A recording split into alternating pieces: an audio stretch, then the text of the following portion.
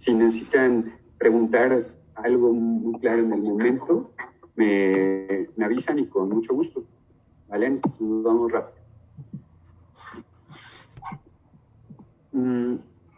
La importancia de lesión renal aguda es que tiene una incidencia global de 15% en pacientes hospitalizados. En algunas cortes llega a ser hasta un 30%, es decir, 2 de cada 10 pacientes que estén hospitalizados va a tener en algún momento lesión renal aguda. Y hasta un 50% de los pacientes que estén en terapia intensiva van a cursar con lesión renal aguda. Un 50% de los pacientes que tienen choque séptico va a tener lesión renal aguda y esto le infiere una mortalidad de un 70%. Tener la lesión renal aguda en terapia intensiva hace que aumente la mortalidad en los siguientes 60 días hasta 5 veces, de ahí la importancia. El punto clave es identificar qué factores de riesgo tienen los pacientes para desarrollar lesión renal aguda en todos. Lo principal y el más importante es que tengan enfermedad renal crónica. Ver si tiene depresión de volumen, la edad mayor es también un punto muy importante, que presenten hipoalbuminemia por cualquier causa, diabetes tipo 2, que tenga una insuficiencia cardíaca, presentando febril disminuida, aumenta muchísimo más el riesgo, que sea un paciente que va a estar sometido a cirugía cardíaca o que tenga hepatopatía crónica o cáncer. Y es importante que esta lesión renal aguda no sea una sola enfermedad, sino como un síndrome. Vamos a definirlo como un aumento de creatinina o disminución del gasto urinario o ambas. Todo esto pues, implica la disminución aguda de la función renal. Como punto de clasificación tenemos que oliguria es que el paciente orine menos de 0.5 mililitros por kilo por hora. O sea, en el 50% de su peso debe estar orinando por hora al menos. Menos de esto es oliguria. Un paciente con anuria, pues que esté orinando 0 mililitros. ¿Okay? Ahora, los estadios se van a hacer en 1, 2 y 3. 1, esto es por la clasificación de CADIGO, que es la más nueva y es la que deben utilizar siempre. Un estadio 1 en el que la creatinina aumente 0.3 miligramos por decilitro en 48 horas o que aumente 1.5 a 1.9 veces entre el transcurso de una semana. Un estadio 2 es que aumente 2 a 2.9 veces en el transcurso de 7 días, una semana. Y un estadio 3 es que la creatinina aumente al triple en un periodo de 7 días o en cualquier momento que tenga una creatinina mayor de 4 o por cualquier razón el paciente requiera terapia de reemplazo renal en cualquiera de sus modalidades. Y esto es lo que necesitan estar viendo día a día más en el hospital. Clasificaciones que están en desuso y que ya se ven de muy mal nivel, que se utilicen aquí o RIF. Entonces, eso es no utilizar. Quédense con CADIGO. ¿Okay? Ahora, la pregunta número 1 del link que les mandé. ¿Lo tienen ahí? ¿Juan? Deja ahorita, muchachos, a través de Socrative les voy a mandar el link del examen, ¿sale?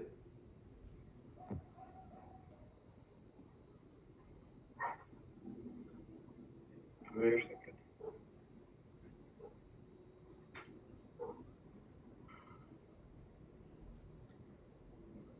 Hay un minuto, vale. Ya ahorita ya se los mandé. Okay, perfecto. A través del celular, muchachos, como trabajamos, es un test que preparó el doctor.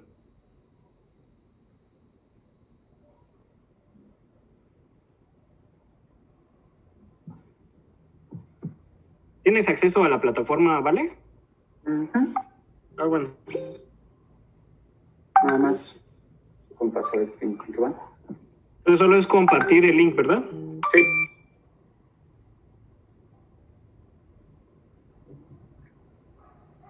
El doc pide un email y una contraseña, no sé si sean los que yo hice. Ajá, los de cada quien en su en su cuenta. Ya después entran al link y ya les abre.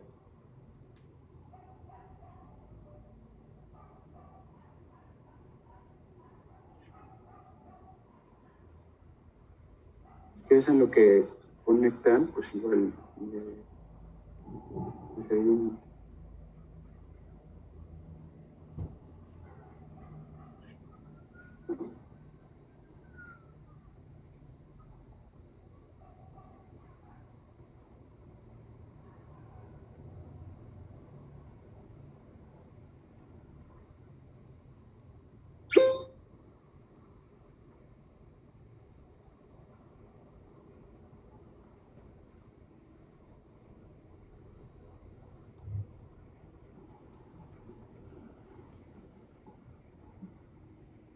¿pudieron entrar? Es que les pido una contraseña, vale. Qué raro. Ok, si no, ahorita lo dejamos al final, ¿vale?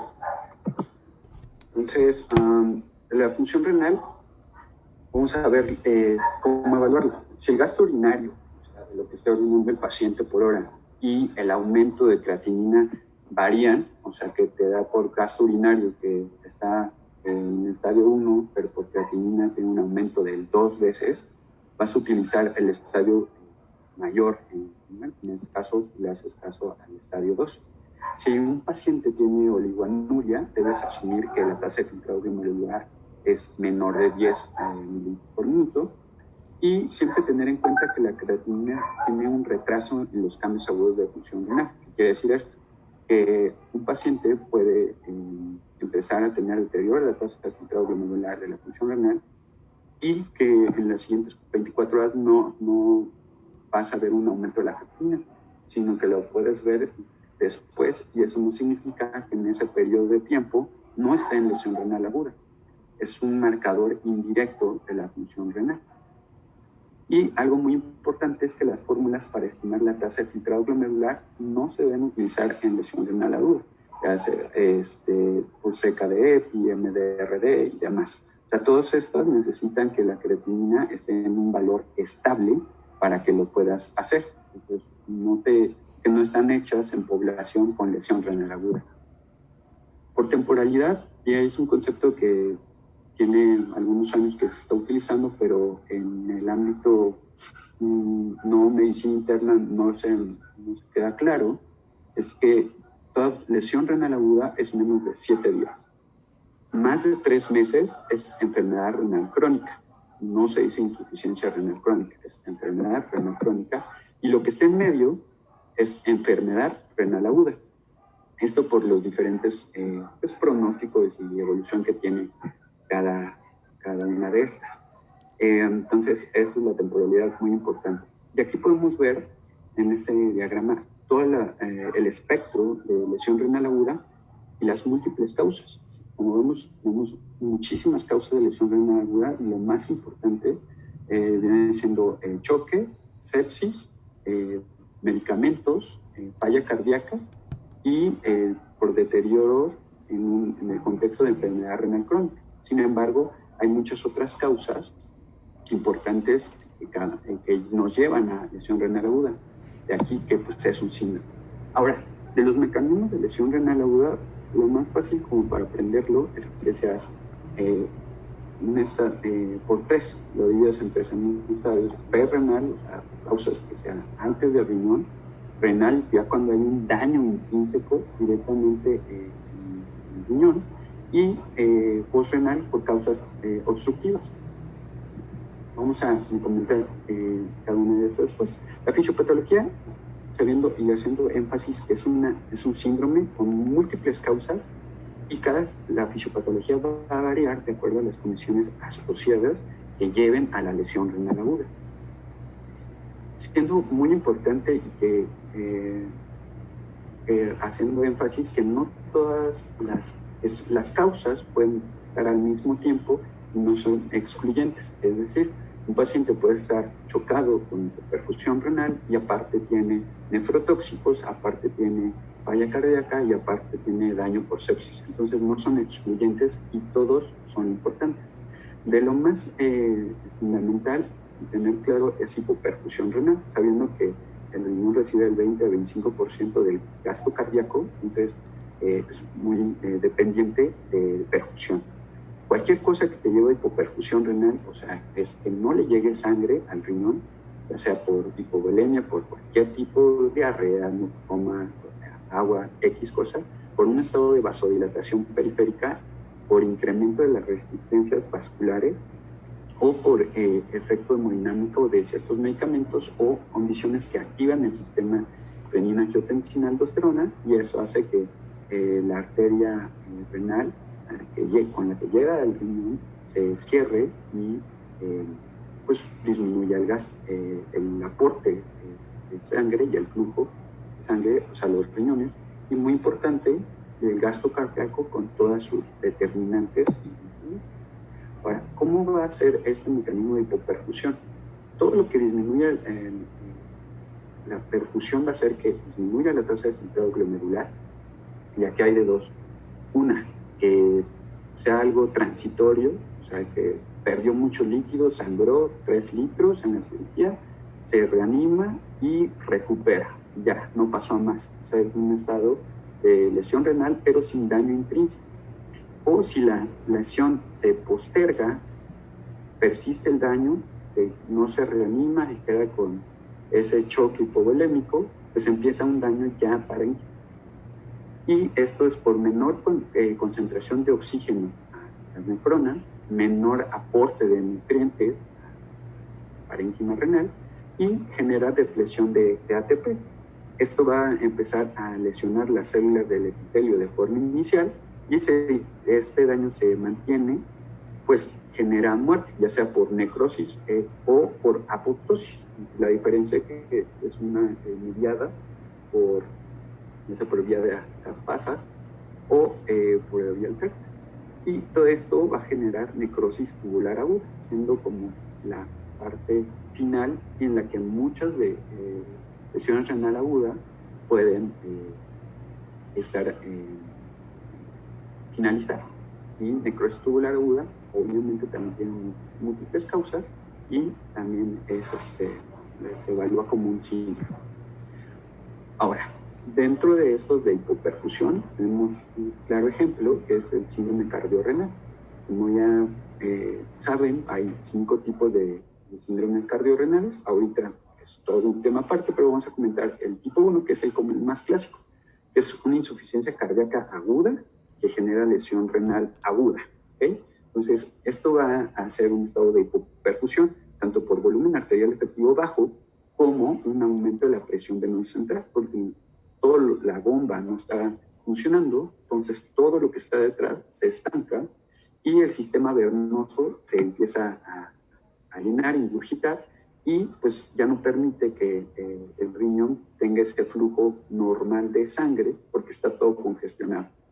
Otro, en el momento de la falla cardíaca se genera un estímulo del sistema nervioso simpático, y además el sistema renina-angiotensina-aldosterona se eleva al techo por el objetivo, porque está sensando que no está perfundiendo. Entonces, por mecanismo de autorregulación, se echan a andar estos dos mecanismos, pero a la vez son deleterios para la función renal. Y la otra, por inflamación, las especies reactivas de oxígeno pues generan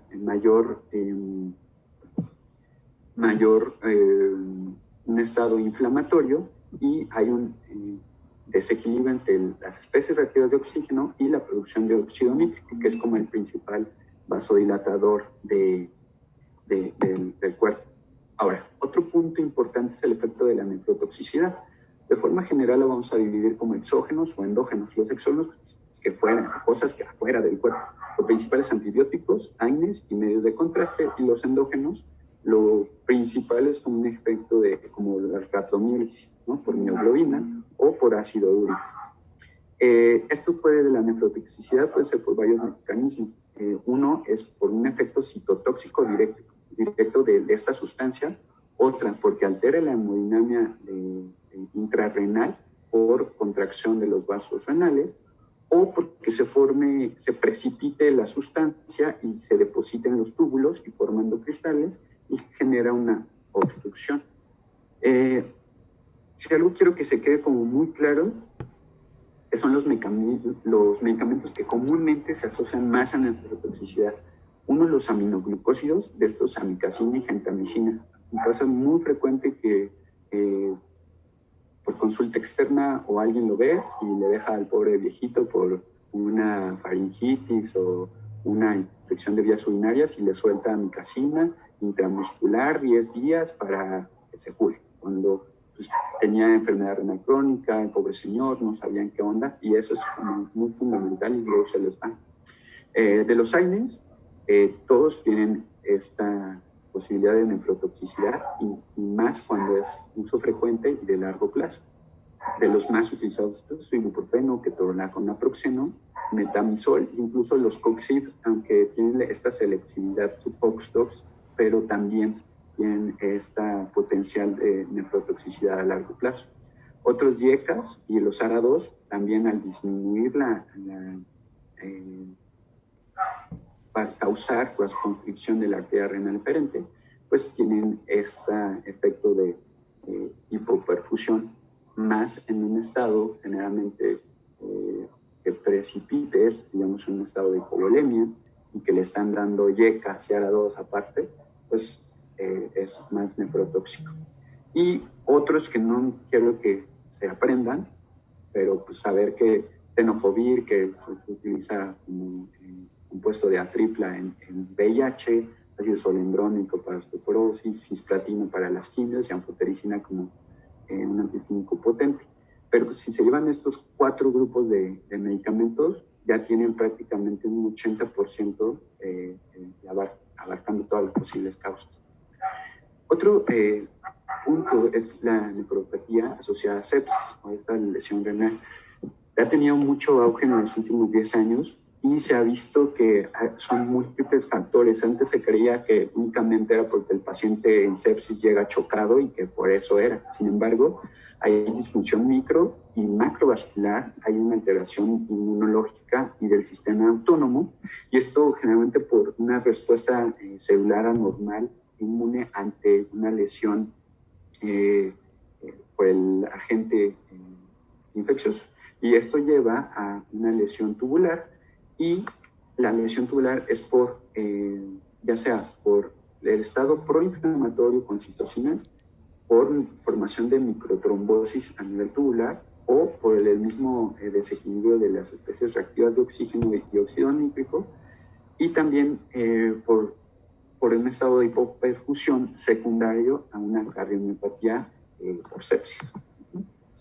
Otro punto importante es lesión renal aguda asociada a cirugía mayor, por depresión de volumen, obviamente por sangrado, pérdidas insensibles, o por extravasación de líquido a tercer espacio. La anestesia también genera vasodilatación y depresión miocárdica, y pues puede ser un factor extra, ¿no?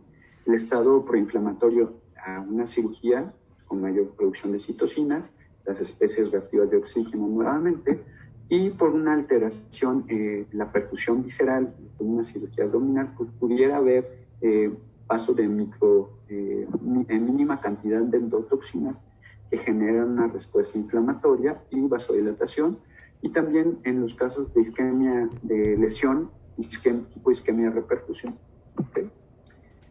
Otro punto importante es el estado de hipertensión abdominal. Recordar que la presión abdominal es menor de 2 milímetros de mercurio, y cuando hay un síndrome compartimental abdominal está arriba de 20 milímetros de mercurio. Esto genera que disminuye el flujo renal tanto arterial y venoso, y por lo tanto empieza a haber un incremento de la presión hidrostática dentro del riñón, y pues todo el sistema colapsa. Entonces, un ejemplo claro es una citis a tensión, que aunque le suelten todos los diuréticos que existen, lo que quieran, mientras no descompriman el abdomen, pues pobre paciente no va a orinar, y pasa muy frecuente. ¿Okay? Entonces, tener con... Ahora, eso es como de los puntos de hipoperfusión. Ahora veamos del otro lado, ya cuando hay causas renales. Aquí es muy amplio, traté como de abarcarlos en grupos. Los más importantes son las causas glomerulares. Estas generalmente mediadas por anticuerpos, ya sea por anticuerpos inoculantes, como una antimembrana basal glomerular, o por la vasculitis asociada a ANCA.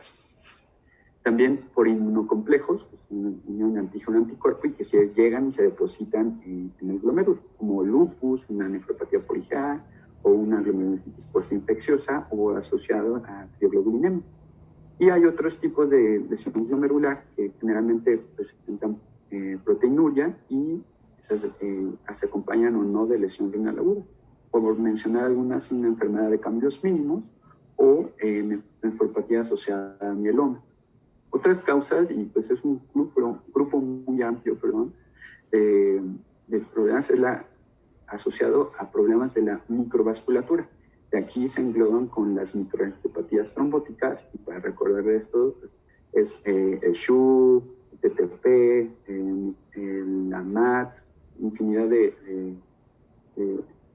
enfermedades que causan alteración de la microvasculatura por microtrombos. Y también por trombos, pero de causa vascular mayor, como embolismo de colesterol o por estenosis de arteria renal, ya sea iatrogénica o los casos de embolismo después de una cirugía vascular mayor.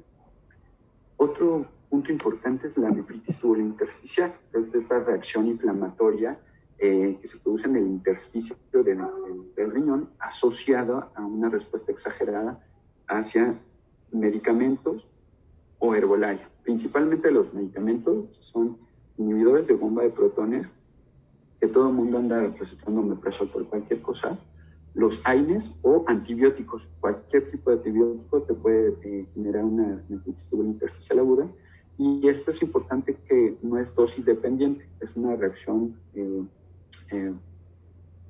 de forma causal, pero ya no necesitas, me refiero a que no necesitas dosis muy grandes de algún antibiótico para que te dé. Incluso se han reportado con dosis única o incluso 2 dosis de cualquier antibiótico y puedes tener nefritis tubulointersticial. Y si se persiste esa inflamación, pues empieza a producirse depósito de matriz extracelular dentro del parénquima del riñón, y si continúan con el medicamento y no se quita, pues puede generar fibrosis.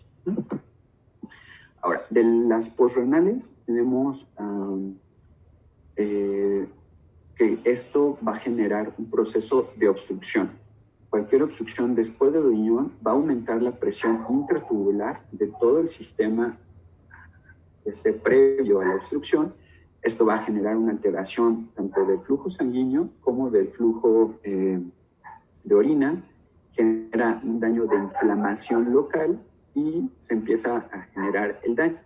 Esto va a depender mucho qué tanto vaya a ser, qué tanto sea la obstrucción, cuánto tiempo sea de la obstrucción y si se resuelve o no la obstrucción. Las causas más comunes, pues le evaluamos dependiendo dónde esté. Empezamos con problemas vesicales o de próstata. Lo más común que tengan hiperplasia prostática benigna, que después de una cirugía o que tenga en la pubia el paciente y se formen coágulos y de repente deja de orinar y al día siguiente se dio cuenta y ya la proteína está en 3. Problemas obstructivos como cáncer vesical y yéndonos más arriba tenemos problemas ureteral.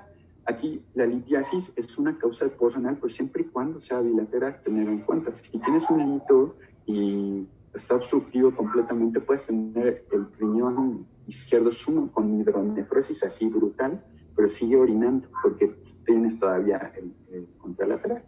En casos de fibrosis retroperitoneal por carcinomatosis peritoneal por X causa, también podría generar una obstrucción ureteral.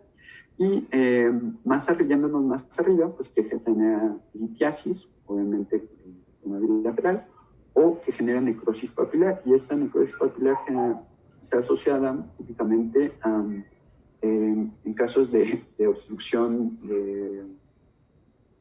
renal y que le pones una sonda al pobre viejito que llevaba sin orinar todo un día y vacías completamente la vejiga, entonces se contrae todo el sistema y ahí genera necrosis papilar. Entonces, son las preguntas básicas. En este diagrama de flujo podemos ver como resumiendo toda la fisiopatología de la lesión renal aguda, en lo que tenemos tanto un proceso de inflamación, lesión de célula endotelial y los cambios hemodinámicos que generan es un vasoconstricción, flujo reducido, aumento de la permeabilidad, aumento de las moléculas de lesión linfocitarias y que conllevan a lesión del endotelio renal, y si se posterga va a empezar apoptosis, necrosis, y esas mismas células del todo el epitelio se van a descamar, se van a salir hacia donde está la orina y se empiezan a generar detritos y se tapan el sistema urinario. Y de ahí pues existe este término de obstrucción tubular y la necrosis tubular aguda, y como veremos ahorita en unas fotos de sedimento urinario, pues vemos realmente que todo ese proceso de lesión del túbulo se puede ver en el sedimento urinario. Ok, ahorita nos saltamos las preguntas. Es muy importante que la sintomatología no está presente en muchísimos de los casos. Casi siempre vemos que, digamos, una interconsulta a nefro o a medicina interna es que te llaman al cirujano porque dejó de orinar y la creatinina pues subió de 1, se fue a 1.7 y pues, el paciente no siente nada. Y es muy clásico esto.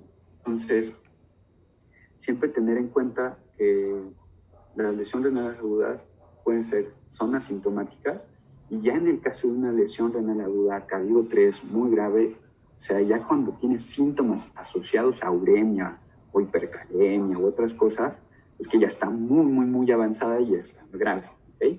Entonces siempre es estar muy pendiente de los factores de riesgo y gasto urinario y todo lo que vamos a ver ahorita. Y otra cosa muy importante, que muchos de los pacientes que vemos nunca en su vida fueron a un chequeo médico, nunca en su vida tienen una creatinina, y ya los vemos hasta que llegan deteriorados por X o Y razón. Entonces, siempre tener en cuenta que no sabemos si el paciente tiene una enfermedad renal crónica que no conocíamos y lo pone más en riesgo de malos, de peor pronóstico si tiene una lesión renal aguda. Y pues hay muchos casos de lesión renal aguda en la que la historia clínica y la causa te va orientando, le comentamos. Entonces, algo que nos dicen desde la carrera y que te dicen acá todos siempre de la historia clínica, cuando vas a abordar tú una lesión renal aguda, tienes que rascarle más dirigido a estos son los puntos como importantes. Eventos de bajo gasto, que toma o no medicamentos, porque el paciente siempre te va a negar, y hasta que le rasques, oye, ¿tomaste un ketorolaco porque te dolía la cabeza? Ah, sí, siempre tomo. O que dice, ¿toma algún medicamento? No, nada, nunca tomo nada porque estoy sano. Le empieza a rascar así, oye, y no, pues sí, me duele la espalda, pero eso se me quita rápido, ¿no? ¿Y qué haces? No, pues es que me tomo un ketorolaco cada 8 horas, como una semana, y ya se me quita. Y empiezas a buscarle más y también toma otros AINES, mezcla AINES, y pues ahí está todo el pan, ¿no? Entonces siempre hacer un interrogatorio dirigido. Otra cosa, herbolario. Nuestra población mexicana es muy ignorante y pobre, entonces lamentablemente pues eso nos lleva a buscar opciones entre comillas naturales que les recomienda la vecina, la tía, la comadre, y pues no sabemos qué efectos secundarios tiene, pero sí es muy común que pacientes que están con tipo de herbolaria de forma crónica tienen nefritis tubular intersticial crónica y ya irreversible. Entonces siempre preguntar si toma tés, hierbas, algo extra, ¿okay? Algunas drogas, principalmente heroína, se pueden relacionar con lesión renal aguda. Infecciones recientes, exposición a medios de contraste, alguna cirugía en los últimos días, cateterismo cardíaco reciente, BED cómo ha estado el gasto urinario, no solo en las últimas 24 horas que preguntaste, sino, digamos, muy común en medicina interna que te piden una interconsulta en otro por lesión renal aguda, es de lo más común. Entonces, tu misión es ir al expediente, ver todo el reporte de enfermería de volumen, de hacer día a día cuánto ingresó, cuánto orinó, cómo está el balance. Y ahí muchas veces te das cuenta y ya comprendes cómo fue toda la historia. Si le dieron muchísimos líquidos, si no lo hidrataron, si lo dejaron en ayuno y 2 días porque lo iban a operar y las soluciones estaban a 5.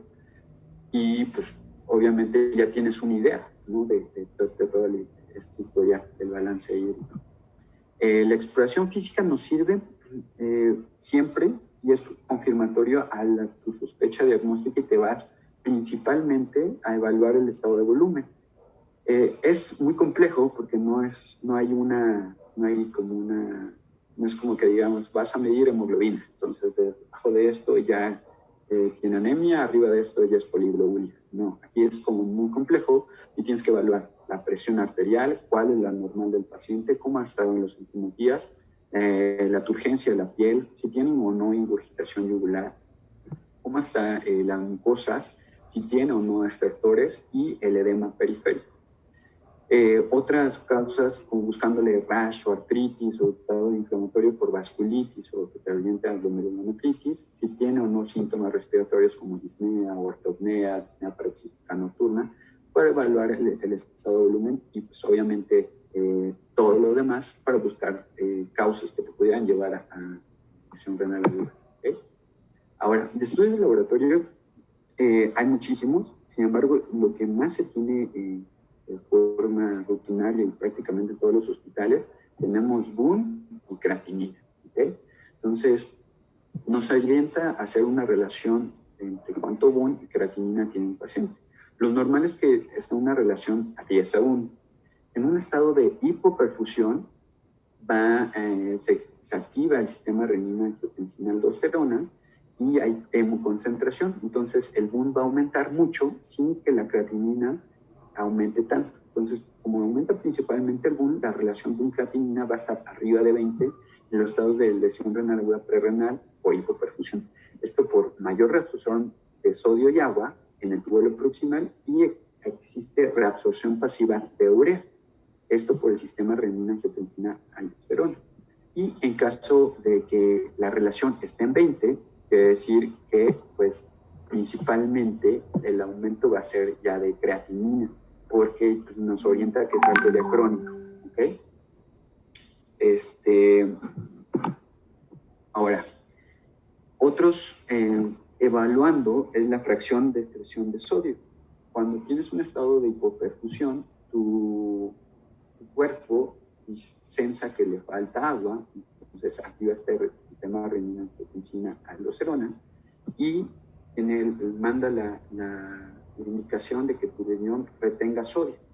Porque si estás hipoperfundido, vas a retener sodio. Es tu acción, tu respuesta inmediata ante la depresión de volumen. Entonces, si mides cuánto sodio está en la orina, pues va a estar bajo, porque todo tu cuerpo lo está reabsorbiendo. Entonces, en un estado prerrenal, el sodio urinario va a estar muy bajo, o sea, abajo de 20, y la fracción de excreción de sodio va a estar abajo de 1. Entonces, todo lo que sea prerrenal va a estar abajo de 1 y de 20. Y como va a estar tu pipí, pues va a estar sumamente concentrado, una osmolalidad urinaria alta, de 500. Y en un estadio, en un daño ya renal, glomerulonefritis, lo que es microvascular aguda, pues esta relación de sodio, ya el riñón ya no tiene la capacidad de concentrar, o sea, lo va a estar tirando de forma anormalmente, ¿no? Entonces el PNA va a estar arriba de 2, el sodio urinario va a estar arriba de 20, y generalmente el riñón no tiene esa capacidad de concentrar en la orina, entonces la orina va a estar diluida. Hay que tener en cuenta que estos marcadores son indirectos, entonces pueden alterarse por algunas otras cuestiones y tener un falso incremento. Si tiene un paciente que le están dando los bolos de metilprednisolona, se va a elevar el BUN. Si tiene sangrado de tubo digestivo alto, pues la sangre que llega al intestino se va a transformar urea por las bacterias de la microbiota y se reabsorbe lejos. Entonces, es un falso incremento del BUN no relacionado a cuestión renal. Y en un caso de falso decremento es que tengo un bajo consumo proteico del paciente y pues, por eso no produce BUN. ¿No? Ahora, el otro marcador que utilizamos es creatinina. Recordar que la creatinina depende directamente de la masa muscular. Entonces, en un paciente que tiene que está todo sarcopénico, con cáncer, desnutrido, pues jamás va a subir de forma equivalente a un paciente sano. Entonces, la creatinina te va a dar falsamente baja y pues puedes estar no viendo una lesión renal aguda en un paciente sarcopénico si solo estás viendo con creatinina. ¿Okay? Y hay otra que es muy común, es que se incremente la creatinina, pero sin que refleje, sin que demuestre, sin que sea un indicador de lesión renal. Esto es por una alteración en la secreción tubular de creatinina. ¿Qué quiere decir? La creatinina normalmente se filtra, se secreta, reabsorbe en el tubo. Entonces, aquí como ya no se va a eliminar por la pipí un poco de creatinina, la secreción de las células del túbulo, pues va a elevarse la concentración de creatinina en sangre. Y esto es muy relacionado cuando empezamos tratamiento con trimetilina por cualquier razón o por simetilina, que es un antihistamínico, ¿no?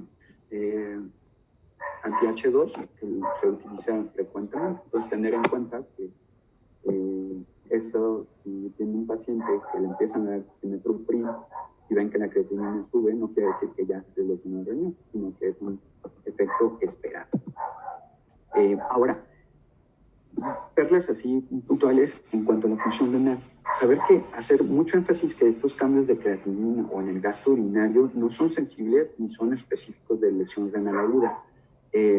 Y aunque actualmente se puede medir directamente la tasa de filtrado glomerular, son estudios caros y laboriosos y se utilizan además pues en centros avanzados o cuando se hace investigación clínica. Y que utilizamos por esta razón marcadores indirectos, como creatinina y la cistatina.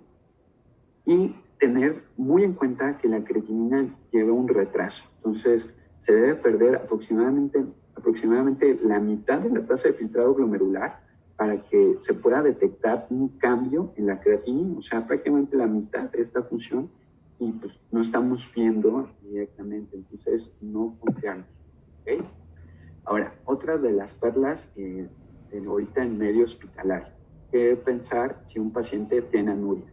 Número uno, ver que no esté obstruido. Es muy común que el paciente no esté orinando porque el viejito está acostado, X cosa, por neumonía, por operatorio, X, y dejó de orinar y de repente no orina, y cuando vienes a ver, vas, lo revisas y tiene una vejiga del tamaño de una sandía. Le pones una sonda y santo remedio.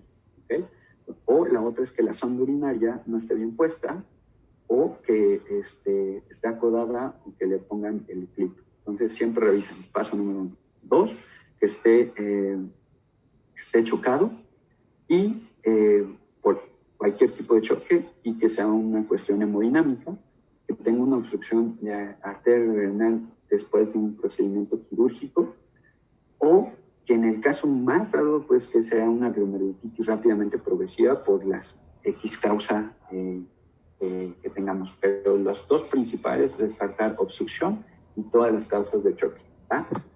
Ahora, es muy importante que no tengamos el concepto de nefrología, creatinina. O sea, no. La función renal evalúa muchísimas cosas y no solo es evaluar cómo está el gasto urinario, cómo están los asuados y la evolución en todo el tiempo del paciente, equilibrio ácido-base, cómo están los electrolitos, el estado de bulimia, ver el sedimento urinario, pedir los electrolitos en orina y, en caso necesario, utilizar un estudio de imagen. Esto como parte de la interconsulta, vaya, que estás evaluando al paciente con lesión renal aguda. ¿Okay? Ahora vamos. Esto lo tenemos en todos los hospitales, todo, incluso en tu clínica lo puedes tener. Entonces, es el examen general de orina. No ocupas más que 10 mililitros de pipí del paciente y agarras una tira, metes la tira y lo comparas con el tubito de al lado y ves. Les pongo, estos son ejemplos de lo que tenemos ahí en el hospital. Entonces, ya, a la cama 330, Alfonso le ponen la tira y vemos en la primera parte la densidad urinaria o gravedad específica.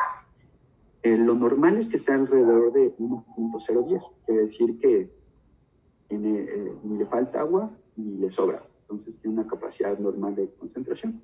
A mayor concentración, pues, quiere decir que el paciente le falta líquidos o está hipoperfundido. Entonces, como vemos aquí, este paciente tiene 1.020, está muy concentrada la orina. Y de forma como práctica, para saber la osmolaridad urinaria, multiplicas los últimos dos cifras de esta gravedad específica por 36 y ya tienes un aproximado de cuánto tiene de osmolaridad urinaria el paciente. Ahí ves pH, si hay presencia o no de leucocitos, si tiene nitritos, proteína, glucosa, cetonas, urobilinógeno, bilirrubina y la última es de hemoglobina. Okay. Ya te da mucha información en cuestión de un minuto. Después de que metes la tira a la orina, tienes que esperar de 30 a 60 minutos para leer. Okay. Y la otra del sedimento urinario, tienes 10 mililitros de una muestra de orina, la metes a centrifugar 5 minutos a 3.000 revoluciones por minuto y de ahí con un simple microscopio de luz ya lo puedes ver. Incluso no es necesario alguna atención, directamente a la luz lo puedes ver los elementos fórmicos. Voy a poner unos ejemplos. Aquí tenemos eritrocitos, como podemos ver, son células muy chiquitas, redonditas, parejos, y en el centro tienen como ese huequito. ¿Okay? Recuerden que cada eritrocito mide 8 mililitros y tenemos que estas, cuando están 6 redonditos, parejitos, todos iguales, pues nos orienta que no hay dismorfia, es una hematuria generalmente de origen no glomerular, o sea que no del riñón, y prácticamente de estas hematurias no glomerulares, el 90% son de etiología de urología, o sea, algo quirúrgico, de la sonda, litiasis u otra cosa. ¿Okay? Todas estas fotos son las que hice y los sedimentos que tomé en mi R1, entonces son reales y no tomadas de libro. Estos, como pueden ver, son eritrocitos dismórficos. Ven que las bolitas son de diferente tamaño. Aquí tienen unos puntitos en la membrana, todos así destruidos. Y esto es porque hay un problema en el glomérulo. El glomérulo, recordad que funciona como un filtro. Si está dañado el glomérulo, los eritrocitos pasan y se golpean y se distorsiona la estructura de la membrana. Por eso vemos todos de diferentes tamaños y estos puntitos en la membrana como picos. ¿Okay? Y esto nos habla de una hematuria de causa glomerular. Quiere decir que hay algo en el glomérulo que, quién sabe, pero que está dañado el glomérulo. ¿De hecho? Estos son cilindros eritrocitarios. Los mismos cilindros son tantos y de diferentes tamaños que se juntan y se pegan uno con otro y forman un cilindro por completo. Y esto nos habla igual de glomerulonefritis, y tanto eritrocitos dismórficos como cilindros eritrocitarios nos hablan de un sedimento activo, que hay una actividad inflamatoria a nivel del glomérulo. ¿Okay? Estos son los datos de alarma. Leucocitos, aquí vemos prioría completamente de una paciente de 50 años que llegó en choque y literal era pus. Esta la tuve que diluir porque se veían todos los glóbulos blancos. Vemos que no son redonditos, parejitos, sino están más grandes que un eritrocito y se ven como con gránulos adentro. Literal, pues son gránulos de polimorfos nucleares con bacterias en su interior. Ahora, cilindros leucocitarios también ven como, a diferencia de lo que se ven más grandes las células y se conglomeran. Esto nos habla de que hay un proceso inflamatorio. puede ser tanto una glomerulonefritis o una pielonefritis. Lo más común que sea pero una glomerulonefritis. Hay un proceso inflamatorio a nivel del glomérulo. ¿Okay? Cristales, esto salió muy padre, porque ven estos son eritrocitos, ¿no? Los redonditos como donas. Y alrededor se ven estos como cristalitos que parecen limones. La mnemotecnia es que un limón pues es ácido, entonces son cristales de ácido úrico, ¿ok? También te podría orientar a problemas de lesión renal asociado al depósito de ácido úrico. Y vamos a ver las células de epitelio tubular. Ahí tenemos dos tipos de células, el epitelio tubular y el epitelio, este epitelio tubular pues que viene del túbulo renal, y las otras epiteliales pues son de células del epitelio la vejiga. La diferencia es que es el núcleo. Las del tubular son más grandes, el núcleo grande, un citoplasma así como que si pareciera un huevo estrellado, y una célula de epitelio vesical es el núcleo más chiquito y el citoplasma es más chico, ¿okay? Como si fuera como más ovoide, ¿no? Ahora, esto nos orienta que que el epitelio se está descamando, se está lesionando, y generalmente puede relacionarse como un estadio predecesor a una necrosis tubular aguda, o que hay nefrotóxicos que están haciendo que el epitelio se descame. Son células muertas que se cayeron ahí, están en la orina. Estos cilindros hialíneos se ven muy padres acá, y estás de un paciente con un choque cardiogénico por un infarto e hizo lesión renal aguda, pero ya no hizo necrosis tubular, y esto lo agarramos con las 24 horas de la lesión renal aguda. Como pueden ver, estos cilindros parecen como gomitas, como de gelatina, así clarito, y se ve con alrededor pues algunos eritrocitos, así. Pero esto es clásico, como gelatinitas, como fantasmitas. Y esto nos habla que hay un estado de hipoperfusión. En este caso pues puede ser insuficiencia cardíaca, pero cualquier estado de hipoperfusión, llámese deshidratación, lo que quieran, te puede generar esto, ¿ok?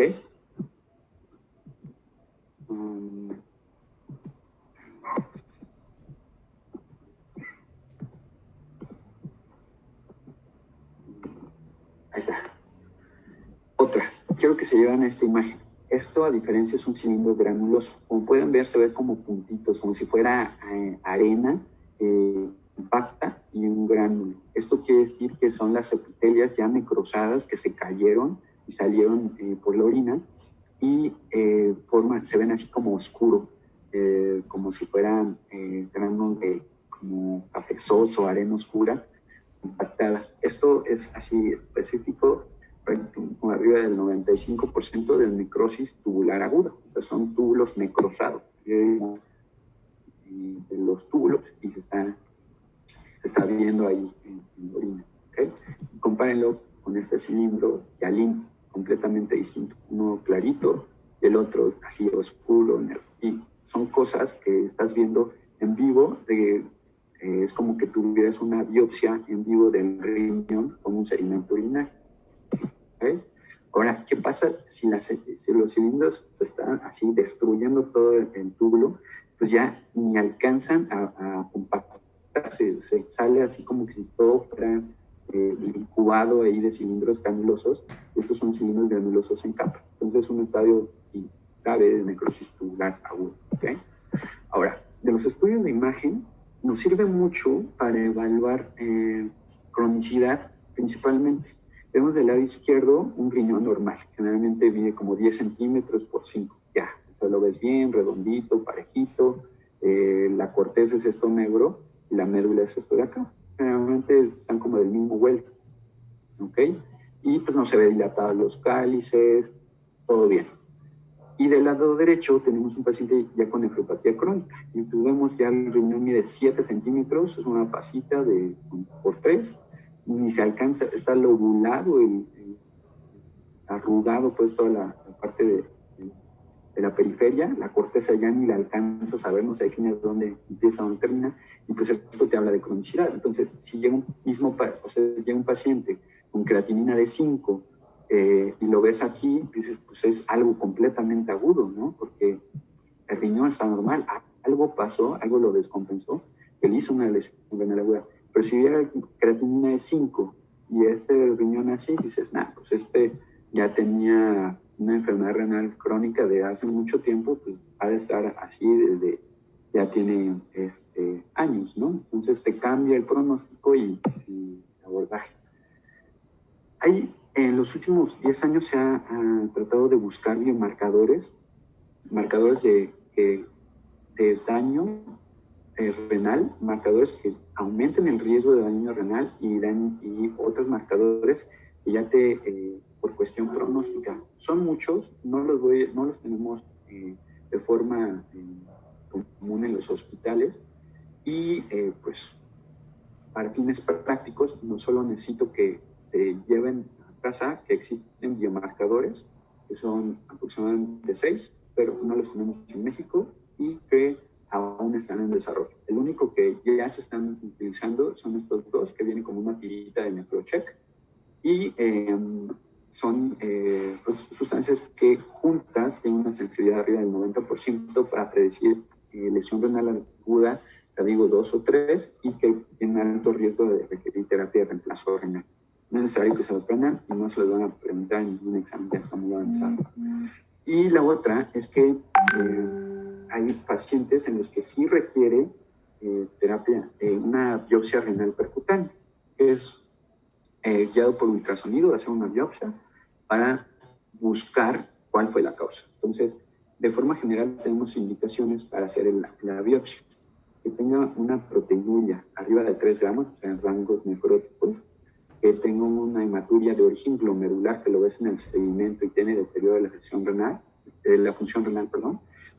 Seguimiento activo, que como les comentaba, es que cilindros eritrocitarios, cilindros leucocitarios o dismorfia eritrocitaria, pues te habla de un seguimiento activo, hay que identificar, y que después de que hayas buscado no encuentres una causa identificable de lesión renal aguda y que persista esa lesión renal aguda.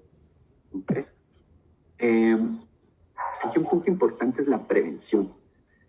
Entonces, la prevención de lesión renal aguda es fundamental tratar las causas conocidas o el desencadenante. Desde antes de que genere una lesión renal aguda, tú ya estás pensando que la puede hacer y vas enfocado a eso. Evitar un nuevo daño, exponer al paciente al nuevo daño y optimizar el estado hemodinámico, volumen, inotrópico o vasopresores. Y todo con el objetivo de llevar a euvolemia al paciente y mantener una buena oxigenación. Les comentamos. Otro que es muy común y nosotros como médicos debemos estar familiarizados es la lesión renal aguda asociada a medio contraste. Con puntos clave, lo único que está comprobado que funciona y en cualquier hospital es hidratación con cristaloides, ¿no? La salina o Hartmann, y lo calculas a 1 a 1.5 mililitros por kilo por hora y lo empiezas a prehidratar 12 horas antes y hasta 24 horas después de que esté el paciente expuesto al medio de contraste. Hoy en casos de que tienen falla, una reserva cardíaca disminuida, llámese insuficiencia cardíaca, pues bajas el aporte de agua a 0.5 mililitros por kilo por hora. Y antes se utilizaba mucho N-acetilcisteína o bicarbonato como para disminuir el riesgo, porque existía un beneficio teórico in vitro, pero en los estudios grandes no se ha comprobado un beneficio adicional a la hidratación. Entonces, para prevenir, hidratación. ¿Okay? Y el punto clave del manejo de la lesión renal aguda es diagnosticar la causa. Si tienes la causa identificada, tú hiciste tu abordaje, el tránsito, llegas a la causa, ya tienes prácticamente ganada la batalla. ¿Okay? Porque vas a ir a dar un tratamiento dirigido. Entonces, tienes que resolver esa causa subyacente y llevar de forma general a todas las lesiones renal aguda, mantener euvolemia y evitar nefrotóxicos. son los como tres pilares.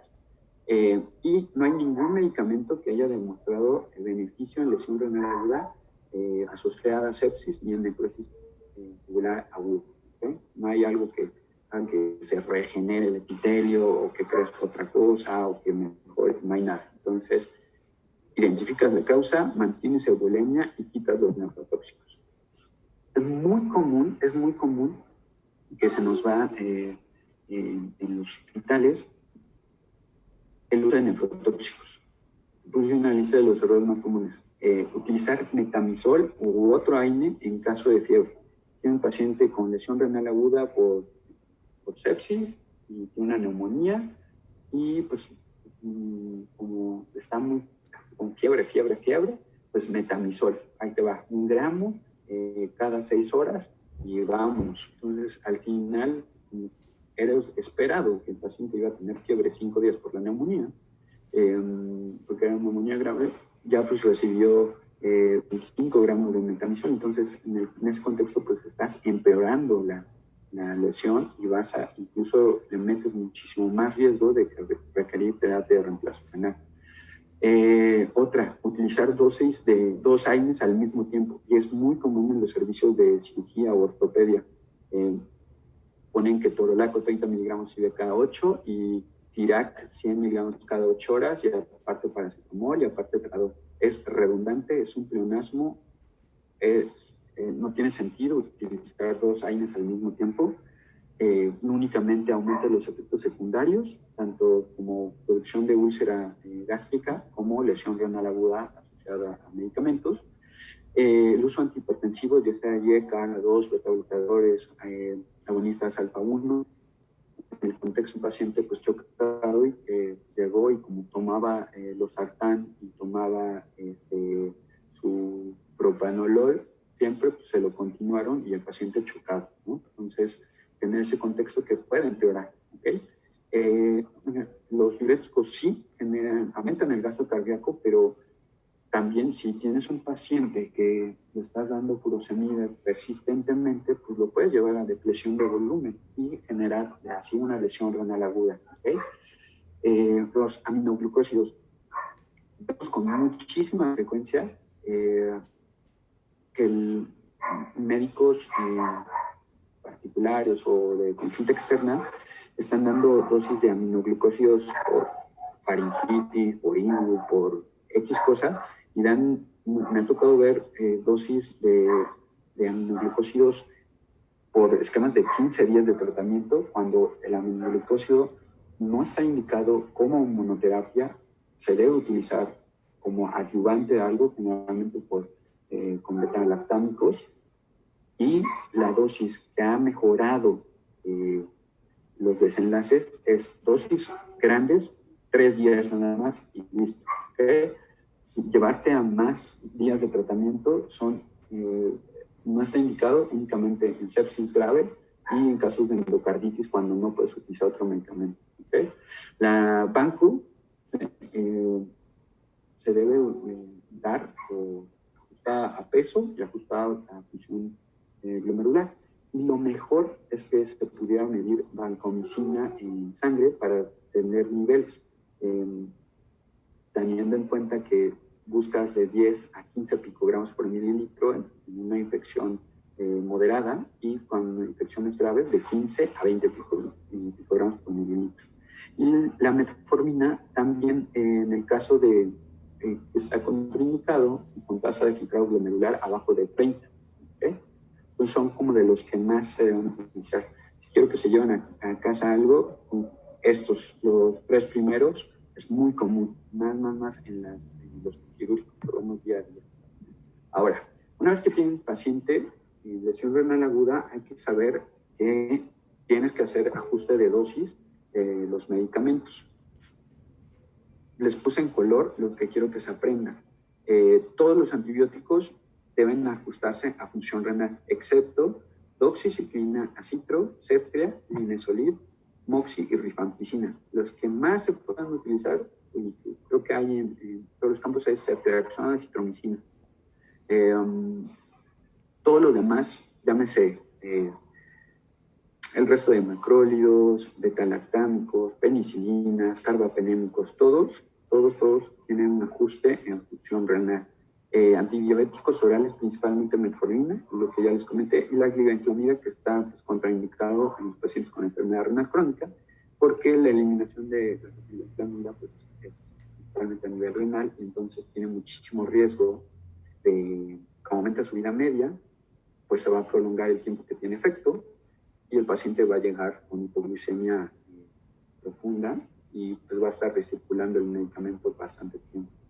Los otros que se deben ajustar son los anticoagulantes, principalmente las proteínas de bajo peso molecular y los nuevos anticoagulantes no dependientes de nunca. Y los analgésicos. Es muy común que pues, el paciente diabético esté utilizando por gabapentina o pregabalina por neuropatía periférica y le den la misma dosis, entonces el paciente está todo somnoliento, deliriado y no despierta. Es por eso. ¿Okay? Y pues otros que deben saber, los antivirales, algunos antifúngicos, la digoxina y el alopurinol. ¿Okay? Pero quiero que se lleven a casa los marcados en colorcitos. El manejo de líquidos, digo, es muy avanzado y muy largo, pero quiero que te quede claro esto, que son perlas que te sirvan del día a día. Se prefiere utilizar cristaloides, ya sea Salina o Harman. Y es un error generalizado que nos fueron pasando los médicos de la vieja escuela, que le ponían, ponle fisiológica a 80 o 2 litros de fisio para 24, pero no es fisiológica. Es un concepto erróneo. No es fisiológica porque en nuestra sangre tenemos aproximadamente 140 de sodio y 110 milicovalentes de cloro. Sin embargo, una solución salina tiene tanto 154 milicovalentes de sodio con 154 milicovalentes de cloro. O sea, hay una diferencia de más del 50% en la concentración de cloro. Es una solución hiperclorémica. Y esto está documentado que genera efectos deleterios en nuestro cuerpo. Genera mayor resistencia de la vasculatura renal, activa el sistema renina-angiotensina-aldosterona y disminuye la tasa de filtrado glomerular por solo tener más cloro en tu sangre, y disminuye la perfusión de la corteza renal, que es por donde tenemos mayor concentración pues, de glomérulos. Entonces, y eso pues, genera mayor problema en un paciente que ya tiene un problema de lesión renal aguda. Entonces, preferible utilizar solución Harman o las nuevas soluciones balanceadas, que son conjuntas con bicarbonato, ¿no? Entonces, esto es clave. La solución salina no es fisiológica. Utilizar albúmina tiene sus puntos característicos. Únicamente el uso de albúmina está aceptado y está indicado cuando realizas una parasíntesis de gran volumen, en el tratamiento de cirrosis, o en casos de que tienes una reanimación hídrica muy, muy amplia y vas a perder presión oncótica. Entonces ahí sí está pues recomendado el uso de albúmina. Sin embargo, en sepsis aumenta el riesgo de lesión renal aguda. En pacientes con trauma craneoencefálico aumenta el riesgo de muerte por mayor aumento de la presión intracraneal, y pues no se debe utilizar. Entonces, bajo reserva de albúmina. Y aquí el punto es llevar a un balance hídrico.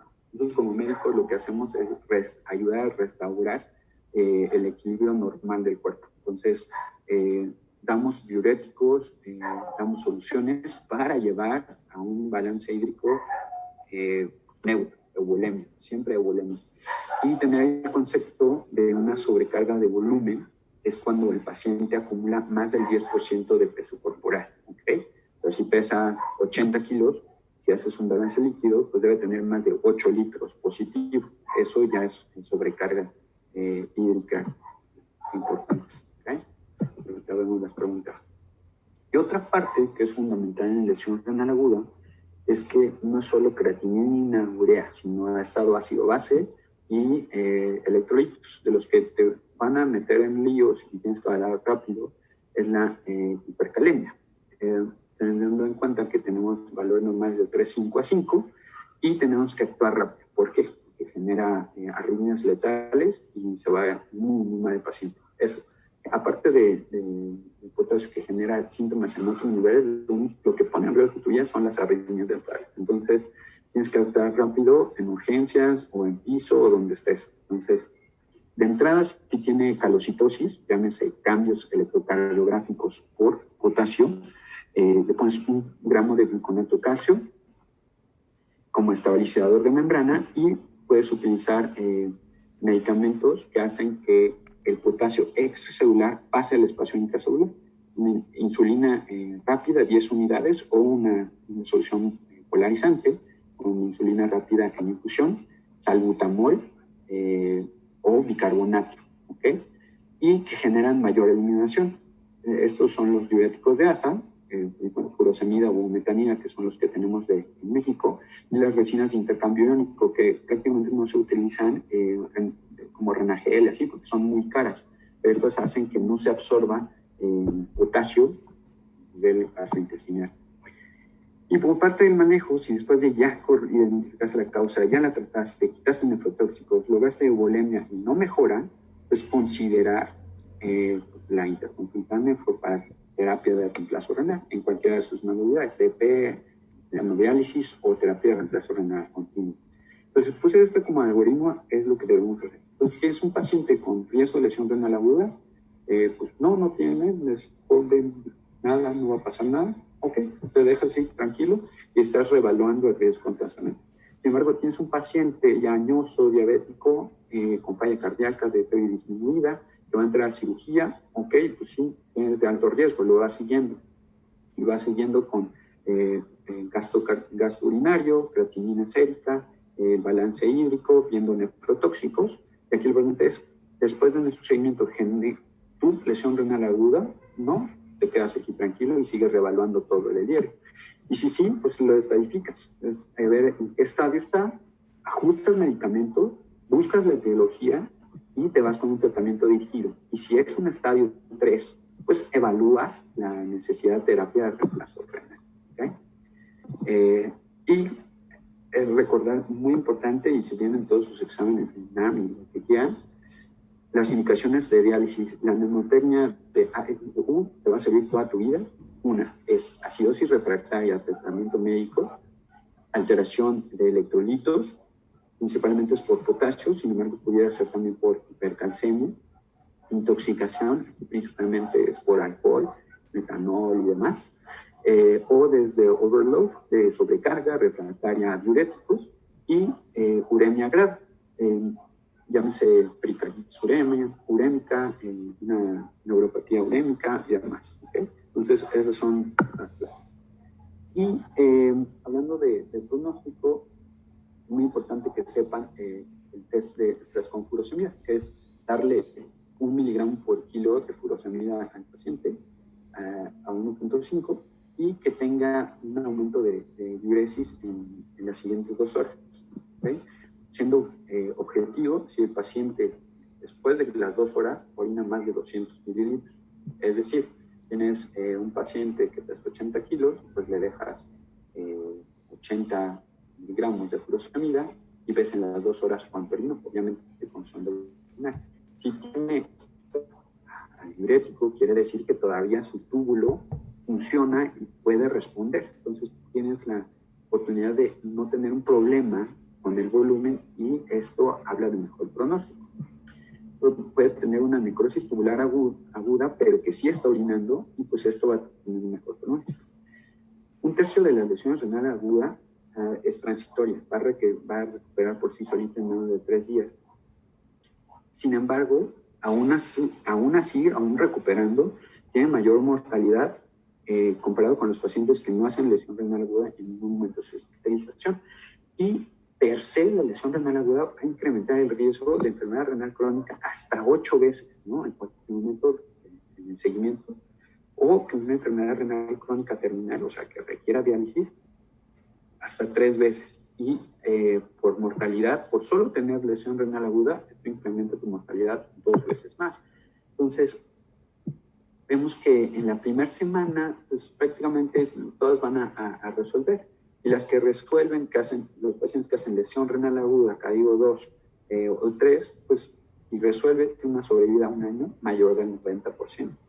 Los que no resuelven tienen una mortalidad intrahospitalaria casi de la mitad. O sea, de los que no resuelven, la mitad prácticamente se va a morir.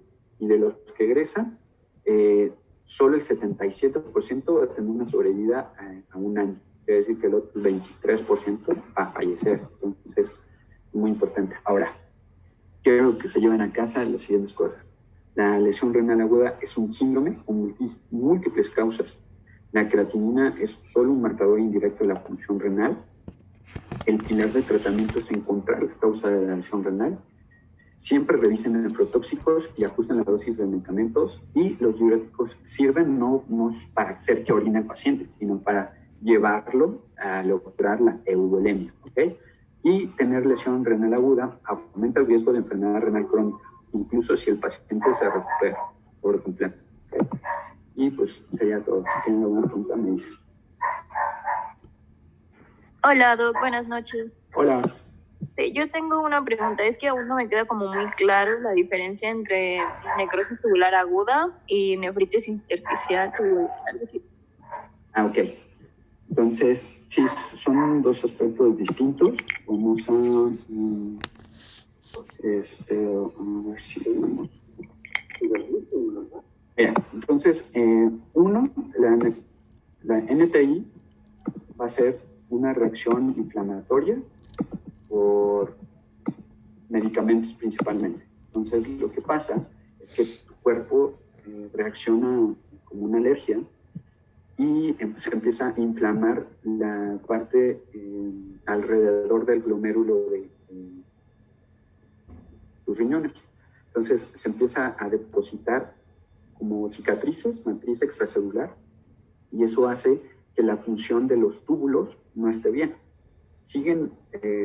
Pueden seguir trabajando y muy típicamente estos pacientes tienen lesión renal aguda, o sea, creatinina de 4, pero está orinando, porque la función tubular, o sea, se pasa de largo, no puede reabsorber y lo está orinando. Y una vez que se quita el agente causal, ya no se expone, ya no genera esta reacción de inflamación ahí local y se empieza a recuperar el túbulo. Generalmente tarda de 1 a 2 semanas en que se recupere, incluso hasta 3, pero ya como quitaste el agente causal, pues se regenera solito. Entonces, esos NTI, medicamentos, fibrosis, son como las puntos clave. Y una necrosis tubular aguda, ya aquí ya te tiene necrosis, o sea, ya hay muerte, ya hay daño, ya las células se murieron. Entonces, puede ser que realmente una lesión prerrenal, estaba hipoperfundido, no le llegó sangre al riñón, empezó a morir todas las células del riñón y ya se necrosó. Entonces, se necrosa y salen las células los cilindros granulosos que les mostré en el sedimento, porque ya están muertos, es como los cadáveres de las células de tu riñón. Entonces, esa es la diferencia. En uno se inflama, nefritis, itis, inflamación, y la otra es necrosis, que es muerte. Y el pronóstico, pues, es peor. En una inflamación, pues, si quitas el agente causal, muchas de las veces recupera solito, y en una necrosis tubular aguda se abren muchas posibilidades, o que recupere, o que la necrosis fue tan grande que se lesionó todo el riñón y ya no recuperó y tiene que quedarse en una terapia de reemplazo renal, o que se murieron muchas células, pero no todas del riñón. Entonces, de un riñón que funcionaba un 80%, tuvo una necrosis tubular aguda por que le dio COVID, le dio COVID muy grave, se intubó y tuvo necrosis tubular aguda, estuvo 3-4 días sin orinar, mejoró el estado, pero murieron como un 30% de células de sus riñones, y pues de un 80% se quedó con una función de un 40%, y ya ahí se quedó, pero en una hay muerte y en el otro hay inflamación. No sé si con eso resuelve tu